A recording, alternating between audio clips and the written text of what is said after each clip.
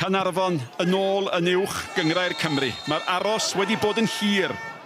Caernarfon i cholli hi. Nawr te mae ras i Davies. Mae'n bel hyfryd. Hwng o ddau am ddiffynwr. Allo gyreoli'r bel.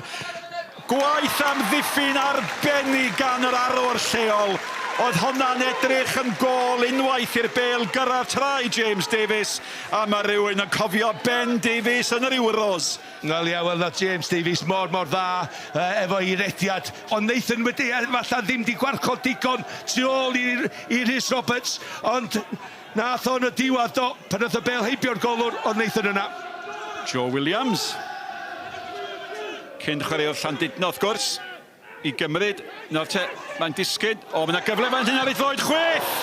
Ac am ddiffyn gwych gan Naim Arsan. Oedd Bradley'n barod i danio. A fe ddodd Arsan ar draws ac mewn ffordd wahanol. Oedd yr amddiffyn yna gystal. Ac oedd amddiffyn Nathan Craig ymhen arall y cae.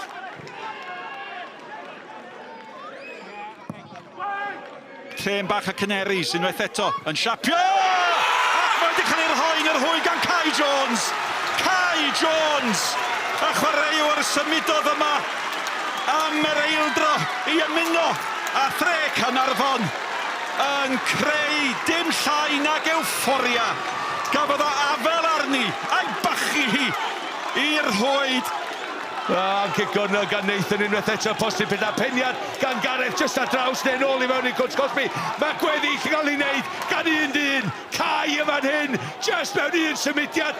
Cadw i lygad ar y bel, dros i ysgwydd, a wedyn, dim eisiau llawer o bwer, just cyfeinio efo'r cysylltiad bach a draws y golwr ac i'r gornel.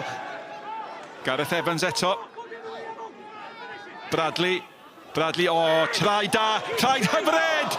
Ac mae'n taro'n erbyn yr amddiffynwr. Fasa honno wedi bod yn gol gofiadwy. Bradley yn y Cwts Cosby, trai tydyn, dyna di'r gallu sy'n ganddo fo. Ac mi dyla fo wedi sgorio un yn erbyn un efo'r golwr yn diwedd, just codi dros fo. Matty Owen i tharo i fyny'r cae chwilio am Piskorski. Rhys Roberts efo fo Edwards yn hytrach. Ac Alex Ramsey. Bron ac wneud gol yn rhaid fod rysio nôl.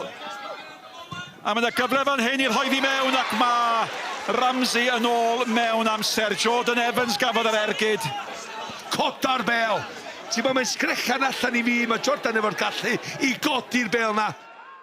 How much confidence now can you take from that performance and that result? We've got to. I mean, myself, like I said, as a manager and as a coach, I'm going to be learning week in and week out. But, you know, I knew there was a togetherness and a spirit within the dressing room. And, you know, we've come across there, you know, European veterans, like at the end of the day, that they've had 2 competitive games in Europe. We've matched them, we've worked hard, we've matched their work rate. And we got our just rewards. You know, we nicked it with a fantastic goal, and the boys have got to build on it now. You know, another tough game next week. I'll probably move the training day from Tuesday to Wednesday, to be honest. But yeah, no, I just absolutely made up for them. Nathan, pa mor hapus ydych chi efo'r canlyniad yna? Yn dan, da ni gyd yn rili hapus. Mae'r tîm i gyd ag y clwb, y supporters i gyd. Maen wedi troi fyny i niferoedd eto, fath o'n wneud bob gêm iddyn ni. Ac mae wedi bod yn amser hir ers ni chwarae yn y gyngrair, felly it's good to be back, fath o'n wneud. Ond fath o da ni wedi bod yn dweud, da ni'n mynd i niferoedd i fyny. Ac da ni eisiau profi pawb rong blwyddyn yma, dangos lle da ni fod. The Oval's certainly been a bit of a fortress for you in recent times. How important is it that that's something that you continue with this season? Yeah, definitely. You know, I don't think many teams will fancy coming here, especially with the crowd. You know, they're amazing. I've never played in an atmosphere like it, if I'm honest. From the first minute right to the 95th, I thought they were outstanding, and I think we take that on to the next home games here. I can't see many teams getting results here. Hyw, yn amlwg fydde di'n siomedig efo'r canlyniad, ond beth am y perfformiad? Hanner cyntaf i costio ni. Ni'n gwybod oedd o'n mynd i bod yn anodd yma. Ac dim ond yn diwedd ar nhw, dangos i hyder nhw. Tywod y gêm cyntaf nhw, fyw o flaen pawb, ac dim ond yn nhw chwarae bob beth ato. Ni ddod ti'n gorau ail hanner, ond ni'n bach yn siomedig ar ni ddim rhoi digon i fewn i'r gêm a creu mwy o cyfleon.